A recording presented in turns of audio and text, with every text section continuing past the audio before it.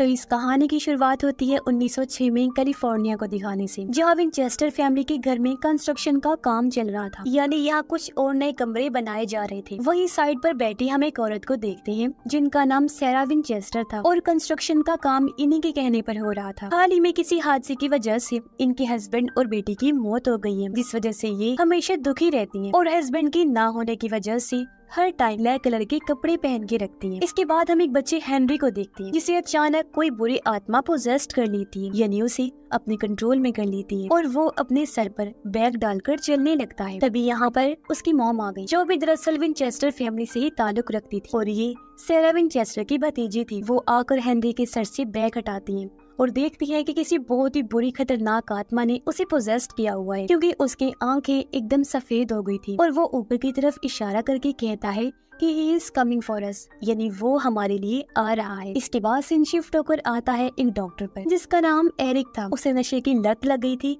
जब से उसकी वाइफ की मौत हुई थी। हमें उसके हाथ में एक खास किस्म की गन की गोली दिखाई जाती है जिस पर लिखा था टुगेदर फॉरएवर, यानी हमेशा के लिए एक साथ। तभी यहाँ एक आदमी आया जो दरअसल विंचेस्टर कंपनी से आया था। वो एरिक को सैरा की फोटो दिखाते हुए कहता है कि तुम्हें इसकी जांच करनी होगी। वो सैरा को इसलिए चेक करवाना चाहता था क्योंकि कंपनी के लोगों का मानना था कि वो पागल हो गई है। उनका गन्स का बिजनेस है जो पहले काफी अच्छे से चलता था, पर अब कंपनी को भारी नुकसान उठाना पड़ रहा है क्योंकि सैरा अपने बिजनेस पर ध्यान ना देकर अपने घर की तरफ ज्यादा तवज्जो दे रही है। तो अब कंपनी के सीनियर ऑफिसर चाहते थे कि एरिक ये बात साबित करे कि सैरा पागल है ताकि कंपनी उनके नाम हो सके। कंपनी वर्कर एरिक को इस काम की ऑफर देता है ये कहकर कि हम तुम्हें दुगनी रकम देंगे, जिसके लिए वो मान गया और अगले ही दिन विंचेस्टर हाउस पहुंच जाता है। यहाँ आकर हेनरी की मॉम यानी सैरा की भतीजी उसे पूरा घर दिखाती है। रात को एरिक जब अपने कमरे में बैठकर नशा ले रहा था तो अचानक उसे अपने पीछे एक आत्मा दिखाई देती है, जिसे देखकर पहले तो वो बौखला गया, लेकिन फिर समझता है कि शायद नशा लेने की वजह से मुझे वो आत्मा नजर आई। तभी उसके दरवाजे पर कोई आता है। दरवाजा खोलने पर पता चला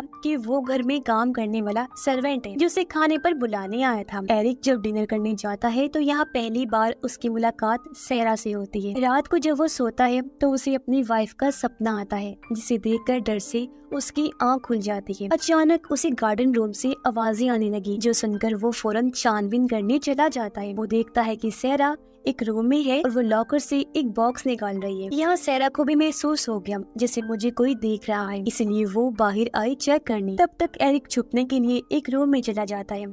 यहाँ भी उसे एक आत्मा दिखाई दी, जिसे देखकर वो डर जाता है। जल्दी से उस कमरे से बाहर आ जाता है। फिर घर में और छानबीन करने के लिए वो घूमने लगता है। अचानक उसकी नजर हेनरी पर गई, जहाँ वो पहले जैसी ही हालत में था, यानी सर पर बैग को डाले हुए चल रहा था। पर इस बार तो वो छत से कूद जाता है, लेकिन जल्दी से उस तरफ भागकर एरिक नीचे गिरने से पहले ही उसे पकड़ लेता है और इस तरह हेनरी की जान बच गई। तभी यहाँ उसकी मॉम भी आ जाती है और अपने बेटे को संभालती है। यहाँ पता चलता है कि जिस आत्मा ने हेनरी को मारने की कोशिश की उसने ही सैरा की हस्बैंड और बेटी को भी मारा था, क्योंकि वो एक एक करके विंचेस्टर फैमिली के सभी मेंबर्स को मारना चाहता है, क्योंकि वो इन लोगों से बदला लेना चाहता है। अब वो बदला क्या था ये तो हमें आगे चलकर ही पता चलेगा। अगले दिन एरिक सैरा से मिलता है, जो उसे बताती है कि मैं पागल नहीं हूँ, मुझे हकीकत और ख्याल में फर्क बहुत अच्छे से पता है। साथ ही मुझे इस घर में आत्माएं महसूस होती हैं जो मुझसे कोई अधूरा काम करवाने की बात करती है। अब अगले दिन रात को फिर से एरिक छानबीन करने के लिए घर में घूमने लगता है। तभी वो एक कमरे में सैरा को बैठा हुआ देखता है, जो सर ऊपर करके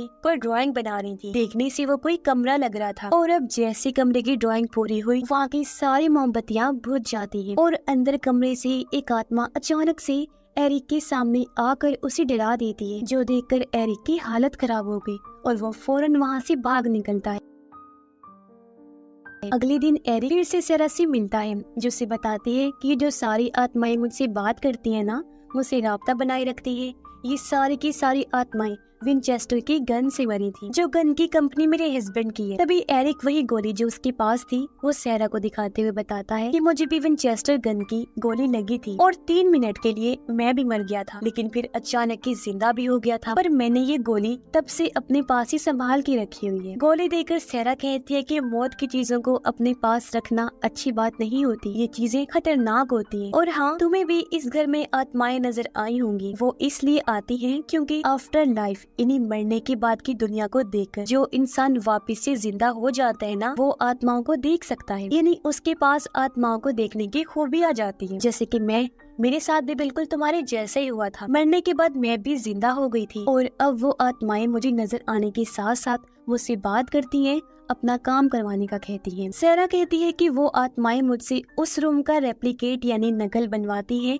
जिस कमरे में उनकी विंचेस्टर गन से मौत हुई। और कल रात जो तुमने देखा, मैं उन्हीं में से एक कमरे की ड्राइंग बनाकर आत्माओं से बात करें। और आत्माएं ऐसा इसलिए करवाती हैं ताकि उसी रूम से जहाँ उनकी मौत हुई थी वहाँ से वो इंसानी दुनिया में वापिस आ सके और यहाँ सुकून से रह सके। आत्माएं कहती हैं कि वो किसी को नुकसान भी नहीं पहुँचाएंगी, इसीलिए तो मैं अपने इस घर में आए दिन रूम्स बनवाती रहती हूँ, क्योंकि उन सब की मौत इसी घर में हुई थी। और मैंने हर रूम के दरवाजे पर 13 कीलें लगवा दी है, क्योंकि माना जाता है कि 13 नंबर एक प्योर पाक नंबर है, जिससे वो रूम्स हमेशा बंद रह सकते हैं और आत्मा वहाँ अपनी दुनिया से हमारी दुनिया में नहीं आ पाएगी और बस उस रूम में ही हमेशा रही। अगले दिन हेनरी को फिर से वो आत्मा पोजेस्ट कर लेती है, पर इस बार वो हेनरी को नहीं बल्कि खुद सारा को टारगेट बनाती है, क्योंकि हेनरी गन से उन्हें मारने की कोशिश करता है।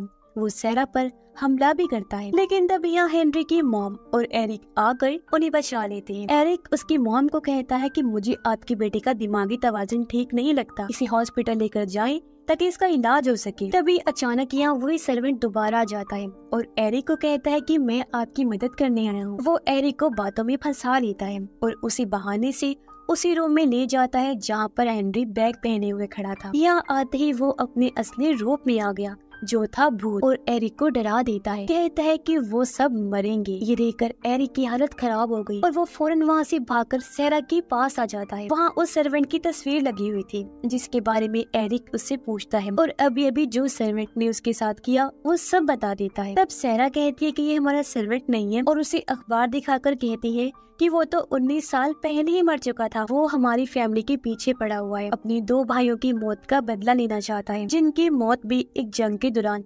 विंचेस्टर की गन से हुई थी। उस हादसे के बाद ये सर्वेंट अगले ही दिन विंचेस्टर कंपनी में घुस गया और उसने 15 मासूम लोगों की जान ले ली। फिर उसने खुद को एक कमरे में बंद कर लिया। पुलिस जब वहाँ आई तो सर्वेंट उनके हाथों मारा गया था और अब उस सर्वेंट की आत्मा ने मुझसे राब्ता बनाकर उसी रूम का रेप्लिकेट बनवाया ताकि वो हमारी दुनिया में आकर हम सबको खत्म कर सके और अपने भाइयों का बदला ले ले। तभी अचानक वही आत्मा या अर्थक्वेक इन्हें जल्जला ले आती है, जिससे हर चीज हिलने लगती है। फिर ये जगह टूट कर नीचे गिर जाती है और कुछ सर्वेंट्स की वही मौत हो जाती है, लेकिन खुशकिस्मती से उन तीनों की जान बच गई। तभी एरिक को गार्डन रूम से फिर से आवाज आती है। वो जब चेक करने गया तो देखता है कि ये जगह तो बिल्कुल मेरे घर जैसे ही है। यह वो अपनी वाइफ को देखता है। जरूर इसने भी सारा से अपने घर का रेप्लिकेट बनवाया होगा और हाथ में उसने विंचेस्टर की गन भी पकड़ी हुई थी। और फिर तभी यहाँ वो होता है जो कुछ सालों पहले उनके गार्डन रूम में हुआ था, यानी एरिक की वाइफ ने खुद को गन से शूट करके मार लिया था। और उससे पहले मैं आपको बता देती हूँ कि असल में हुआ क्या था। दरअसल उसकी वाइफ को भी आत्माएं नजर आया करती थी, जिस बारे में उसने हालांकि एरिक को बताया था, लेकिन एरिक ने उसकी बातों पर यकीन नहीं किया था। तब गुस्से में आकर उसकी वाइफ ने गलती से एरिक को गन से शूट कर दिया था, जिस वजह से वो 3 मिनट के लिए मर गया था। ये देखकर उसकी वाइफ काफी घबरा गई।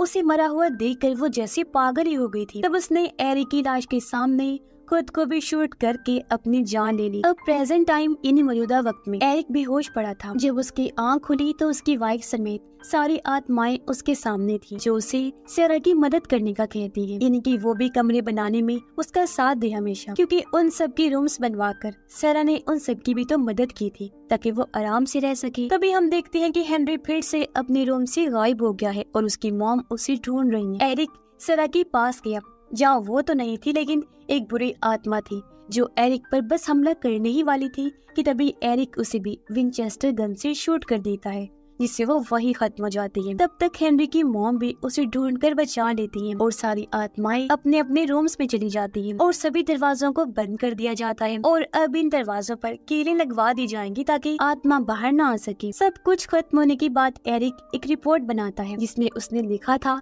कि सारा पागल नहीं है, वो बिल्कुल नॉर्मल है और कंपनी वही संभाले। जिसके बाद सारा उस घर में आत्माओं के लिए और भी रूम्स बनवा रही होती है, जिसका साथ अब की बार एरिक भी देता है। तभी एक रूम से कीले निकलकर गिरने लगी क्योंकि वहाँ 13 कीले नहीं लगाए। हो सकता है कि ये आत्मा सैरा के हस्बैंड या उसकी बेटी की हो, क्योंकि उनकी वजह से सैरा आत्माओं की मदद कर रही। उसका मानना था कि मेरी बेटी और हस्बैंड बेमौत मारे गए क्योंकि उनकी विंचेस्टर फैमिली पर कर्ज जो लग गया था, इनके श्राप। ये कर्ज दरअसल उन हजारों लोगों का है जिनकी मौत विंचेस्टर की गन से हुई थी। यही सब सोचकर सैरा ने वो घर बनवाया ताकि यहाँ पर सभी विंचेस्टर गन से मरने वाली आत्माएं अमन सुकून से रह सके। ये घर फिर हमेशा भूतिया माना गया क्योंकि पूरे घर में सैकड़ों की तादाद में आत्माएं रह रही हैं और यहाँ के कमरों की गिनती कभी हो ही नहीं सकती। ये जगह भूल भुलैया जैसी लगती है क्योंकि एक कमरे का दरवाजा खोला जाए तो अंदर 2 और कमरों के दरवाजे होते हैं। हर तरफ सीढ़ियाँ और चिमनियाँ हैं जो जगह पूरी तरह जाल की तरह लगती है और वर्कर्स सेना के कहने पर हमेशा यहाँ काम करते रहते हैं। अब ये बात आपको चौंका देगी कि ये एक सच्ची कहानी है जिसके मुताबिक उस घर को फिर हमेशा के लिए बंद कर दिया गया, यानी उन आत्माओं को ही सौंप दिया गया। और इसी ड्राउनी एंडिंग के साथ ही ये कहानी भी इधर ही खत्म हो जाती है।